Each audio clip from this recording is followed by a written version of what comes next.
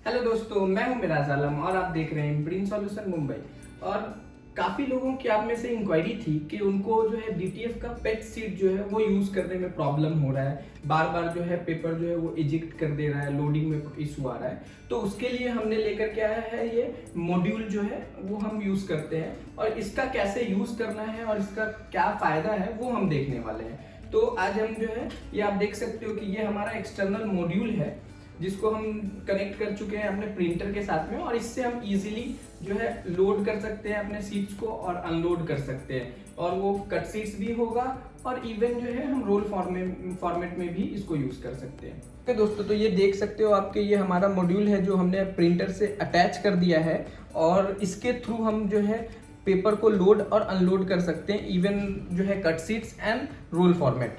तो यहाँ जो रेड आपको बटन दिख रहा है इससे जो है वो लोड होगा और ब्लू बटन से जो है वो अनलोड होगा। ठीक है, तो हम अभी एक लोड और अनलोड करके देख लेते हैं, उसके बाद हम प्रिंटिंग देखने वाले हैं कि इसके थ्रू जो हमने ये किया है। तो नॉर्मली इसमें बाकी कुछ भी आपको चेंज नहीं करना है, सिर्फ और सिर्फ जैसे आप सॉफ्टवेयर में डीटीएफ से प्रिंट करते हो उसी तरह आपको वही वे में आपको जो है प्रिंट कर देना है। तो अभी हम लोड और अनलोड करते हैं। तो यहाँ पे हमने जो है अपना इंकवेल का पेट सीट्स हमने डाल रखा है, जो आप देख सकते हो ये 12x18 का है। तो इसको अभी हम लोड करेंगे मैनुअली।